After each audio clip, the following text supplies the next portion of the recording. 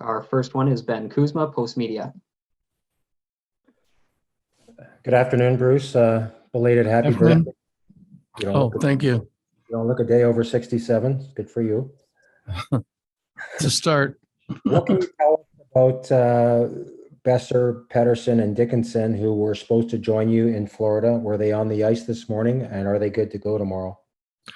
yeah, they're on the ice, and other than the 6 days being off, in Bess's case, probably a little longer, that they're scheduled to play tomorrow. I anticipate them playing tomorrow, so hopefully they'll be in. A coach likes to have a lot of his tools in his toolbox, and certainly with these three guys, it looks like you could have some familiar symmetry in your lines tomorrow, Bruce. Obviously, how vital is that? And do you have to manage minutes tomorrow with the guys being off for varying lengths of time here?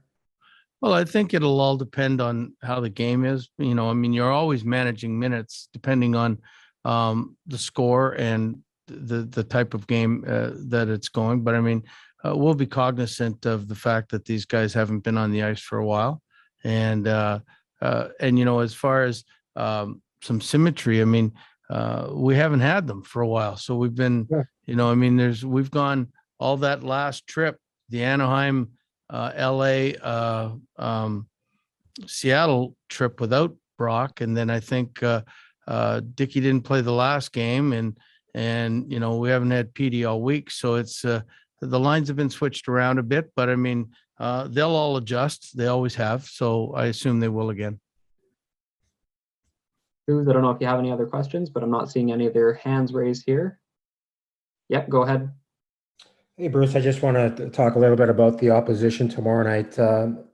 You probably know Florida from another movie, but Huberdeau is on a crazy streak of I think 13 points in his last 5 games. He put up a 5 spot against Tampa last week, and they're the second highest scoring team in the league. Obviously, attention to detail is a well-worn phrase, but what about the Panthers? What do you have to guard against tomorrow night, Bruce?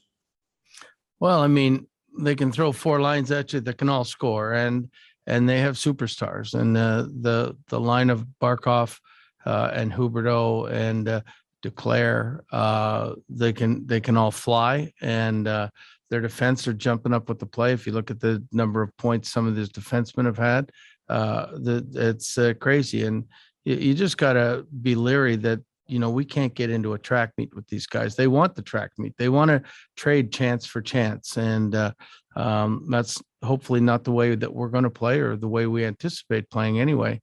But we'll see. We haven't since I've been here, we haven't met a team like Florida yet, and it's going to be an interesting litmus test to see what our guys are made of, especially after coming, not playing for 10 days. So it'll be an interesting game.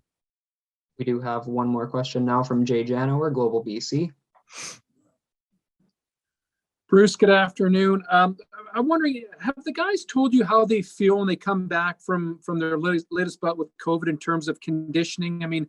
I know Brock's been out a little bit longer because of his situation, but thankfully PD wasn't out that much. What are you hearing from the guys, or maybe even what are you seeing when they step back on the ice? Well, there's not a player alive that won't say, "Hey, I feel great, coach. Put me in."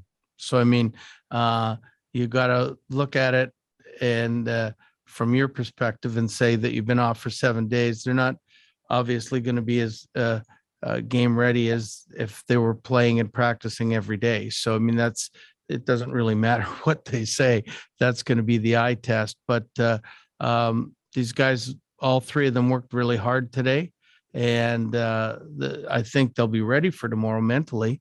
We'll see. What I tell them, you go as hard as you can for as long as you can, and see where it goes. So I'm sure their shifts will be a little shorter than normal, but it's not like they didn't do anything. This is how they played minor hockey. They'd practice once a week and play a game on the weekend. So it's back to that for some of them. Give me your sense of what you see from the guys. Oliver Ekman-Larsson on Saturday told us that they couldn't wait to get off the ice and hop on the plane to get out to Florida and play a hockey game. I know you wanted the practice time. We've talked about that a lot, but do you sense that these guys are just chomping at the bit to really make something on this road trip? Well, I think they're really chomping at the bit to play the game. They know like who our opposition is in the next 5 games, in this next 7 games. And I mean, you're playing the best of the best in the NHL right now. So it's a test to see where you're at. And hopefully by this time next week that we'll have figured out that we passed the test, and can't wait to get home and play some games, because I think this will make after these 5 games would be like 8 or 9 in a row on the road. And if we can come away ahead of that, then we'll be happy with it. We have 2 more lined up now. We'll go to Kevin Woodley, NHL.com. Hey, Bruce, just curious if there was any update. You weren't sure on the weekend about Travis Hamonic and whether he would travel. And do you have any idea when the other guys who are still in protocol might join you? I mean, Chason is the only guy that's in protocol right now, I think. And he's supposed to maybe by the end of the week join us. Hamonic isn't on the trip, and I don't have an update as to when he's potentially going to be on the trip. I was hoping he'd be on this trip, but he's not. So we'll just go without him. And sorry, just to follow up, DiGiuseppe and Dowling, when you say, oh yeah, protocol, just wanted to make sure. Yeah, they're not here yet. I mean, again, I think they're supposed to be here by the end of the week, but again, the Canadian rules are different from American rules, so we'll see how that works out. Thanks, Bruce. Mm-hmm. Up is Thomas Drance, The Athletic.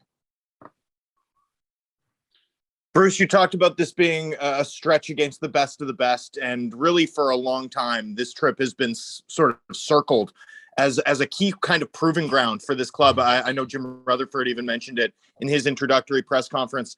Do you need to evaluate this team with a little bit more context than normal because of the layoff, because of the 3 in the last 25, in your view? I mean, if you want to make excuses if you don't succeed, yeah.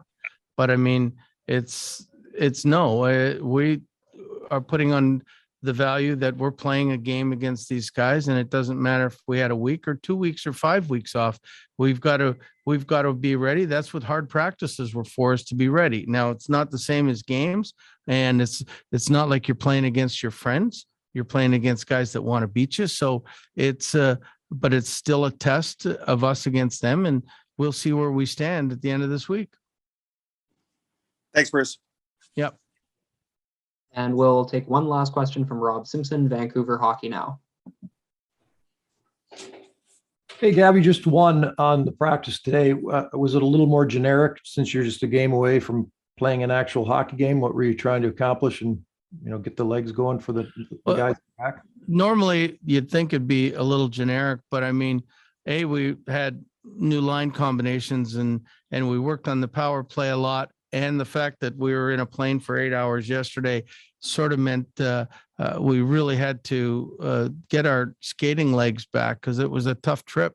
And so, I mean, we pushed it a little harder than we normally would. It was a solid 45 minutes with a little skating with some of them at the end to make it to about 50 minutes long. So normally this would have been a day before a stretch that we're going into, would have been a quick 30-minute, just get everything stretched out and get the juices flowing a little bit. But there was a little more something to this practice than just that.